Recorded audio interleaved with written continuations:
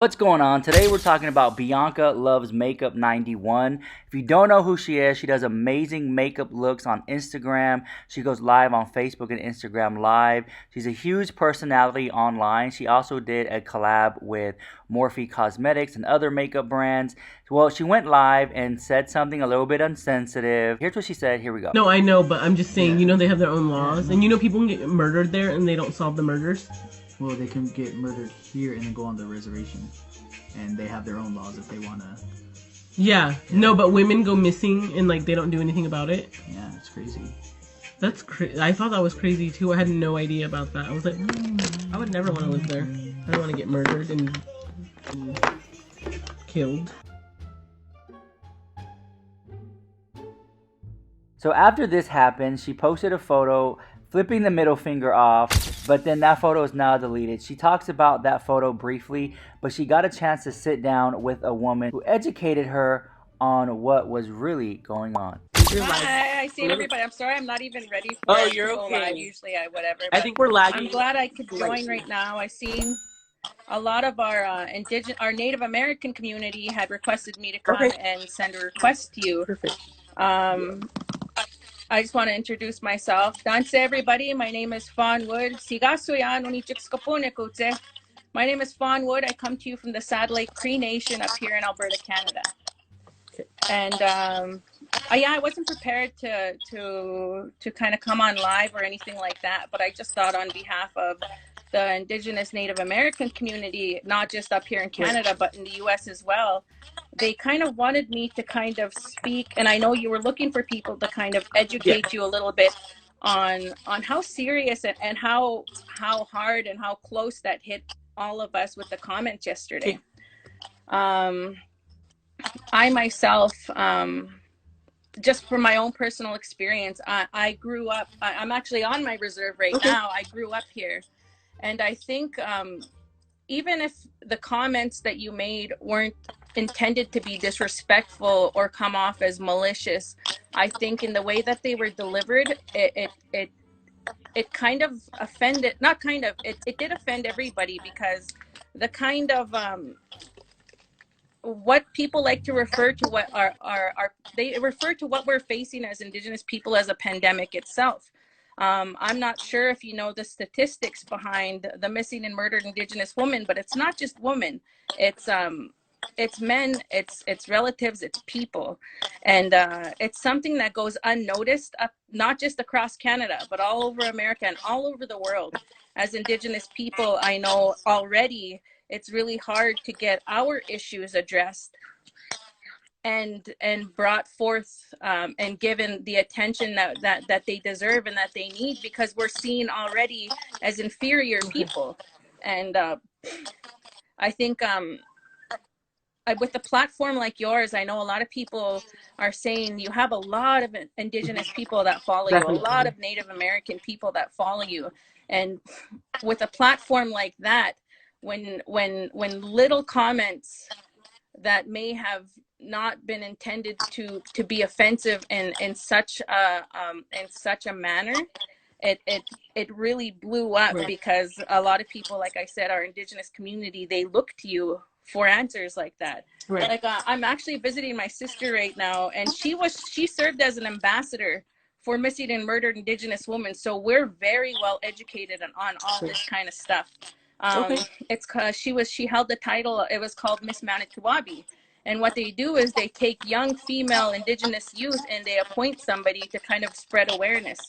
And to make a comment, I think another thing that I wanted to address was the picture that you posted yesterday. I know maybe out of being facing all of the comments that kind of rolled in about the comment made on the video, but to post it yesterday, why it heated, it lit the fire more and poured gas on the fire more, was yesterday was the National Awareness Day for missing and murdered Indigenous women. So in a way, I felt like our Indigenous community kind of felt like that was a slap in the face, so to say.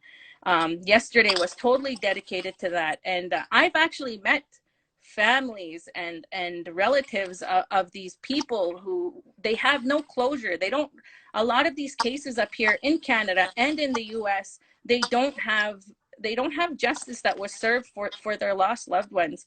And you also being an Indigenous person, you were expressing earlier how you don't feel safe even going to Mexico where you are, but that's the way we live too. That's the way we are, even in a modern world such as Canada and the US. It's something that's not taken lightly with us anymore. And the thing is, for Indigenous people to fight for their human rights on a scale like that, where we don't even feel safe in our own country, or even out in public in our urban areas, or even sometimes in our rural areas, that took a lot of offense to a lot of people. And I know the beauty industry and the makeup industry, it really flourishes with our young people, and with our women as well. You know, that's another thing that we have to fight for, and our identity is to feel beautiful on who we are, not just as women, but as Indigenous women. Because I'm not sure if you're educated about the history of our Indigenous people. I don't know if you've even heard of our boarding schools or our residential schools. I heard somebody mention the word genocide on here, but that's, you know, all of this roots back to all of that. And oh, sorry about that. No, it's okay. So I don't know really much at all. Like, so I'm not sure if were you following me about a month ago? Maybe a little bit over a month ago. Yeah. Okay, so I seen some of your videos on Facebook, I think that was, and oh, sorry, I didn't want to just make it an inclusive just the woman, but it's also reaches out to our two-spirited communities too. That's what we call our people who identify not just as one gender. And it's such a big deal, because I know with the beauty industry and the kind of following you have, I don't think anybody expected for a comment like that to come out of somebody that they looked up to, you know, somebody with a platform as yours. And to see, I don't know if I'm sure everybody noticed the kind of comments that were kind of being sparked because of this. I know people, it caused a lot of fighting and negative, and that's something that us as Indigenous people face already, not even just because of all of this. Like, it's really hard to swallow something like that, because already we face so much as Indigenous people, and this has been one of the biggest things, the toughest things that we've had to fight, and we still fight to this day to bring awareness to, was the pandemic of our missing and murdered Indigenous people. And again, like I was saying yesterday about there was kind of gas on the fire with the post you posted about about the haters and all that, and it's more than just timing too, because yesterday, or I don't even know how long this is something that our Indigenous people have faced since first contact, since European contact first hit our continent here. So yesterday was our awareness day. I'm not sure if you were aware of that. May 5th. People messaged me and told me, and people asked me like to do look and stuff. I like everything had already like happened, so I was like, you know what, I don't want to step on more toes and be like, you have no right to be doing a look.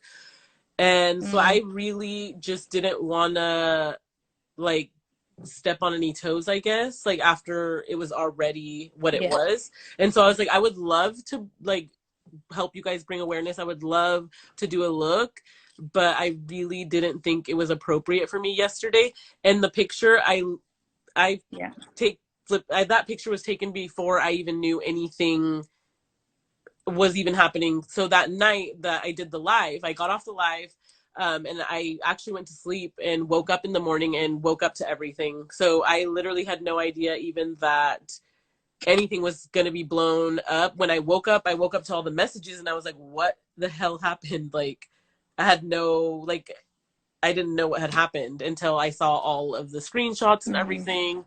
And I was like, whoa. But I definitely did not take that picture. Oh, sorry about that. It's okay. I didn't take that I think why people, I'll let you I talk. think why people take it are feel so passionately about this is because like I had mentioned before, the timing of the post or anything like this, and like this is something that we take very like I mentioned before, I had actually met people who had lost relatives, and it's even touched my own community here.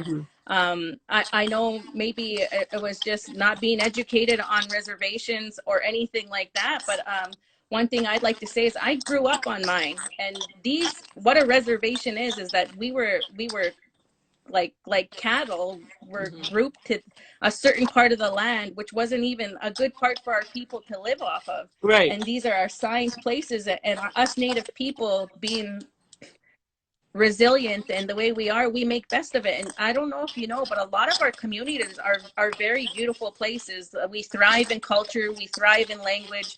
We're pretty prideful on who we are as Indigenous people. So when comments like that are made, it kind of it really sparks something within us.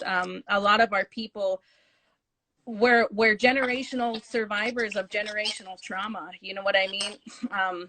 Like I said, a lot of our people, it's kind of funny that you say you're not educated on the type of genocide that specifically Native Americans have faced, such as residential school or boarding school. This was only one generation ago that this stopped for our people, where we were forced to stop speaking our culture and our language, and that's only one problem in the Native American community. The missing and murdered people are another problem, but there's so much. And to this day, us as a group, we fight so hard to bring awareness and to try fix that for our people, for future generations. And when we have somebody with such a huge platform kind of make a comment like that, that's what kind of really hit hard and hit home for a lot of everybody, because And I I think, you know, really the do last place apologize. that we would ever think to find it would be somebody that people that look up to and turn to in a way, you know what I mean? Right. Oh, hold on a second. But Let me see. are you freezing? I'm actually I see somebody here. I don't know. I don't know if you had any other questions or anything. I wasn't really prepared to come on here. No, It's no, it's actually okay. my partner's birthday right now, and we're Aww. just kind of having a family dinner. But I see that a lot of our Indigenous community had asked me to try send a request and just kind of shed a little bit of light Right. on where we're coming from. Right. So I know you said you live in Washington too. Yes.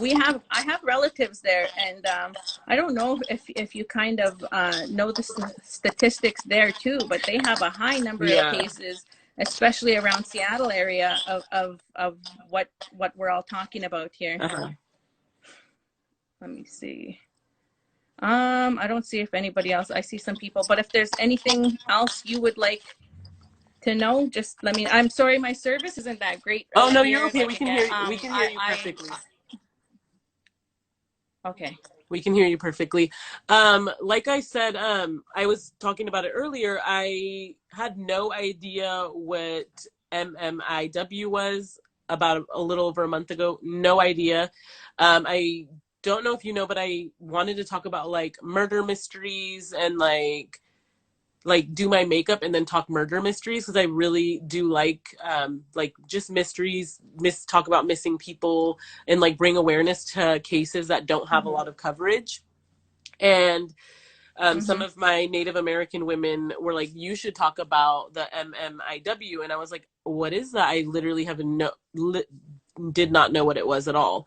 And that was about a month and a half, maybe a month and a few weeks ago, a week ago. And so they were telling me in the comments, they were kind of explaining to me what it was. Obviously, I didn't get like complete facts, and people maybe were telling me things that weren't true, or maybe, I don't know. So they did tell me like things. So I didn't know on reservations, they have their own like cops, they have everything, like their own laws. It's just, I had no idea about any of that. And so they were just telling me like more about it, and then they were telling me about the missing women and how they would like me to cover some of those stories to bring like attention to them, to help them, because you know, they want to get their story out there and talk about it. So I mean, I said I was willing to, and so when I did talk about it on Sunday, I didn't mean it like, I mean, I know how it was not okay now. You explained it to me. I know that it was not okay what I said, and I really, really do apologize for that. And I would never, you know, try to bash anyone or bring them down, and I really do apologize for that. I really do.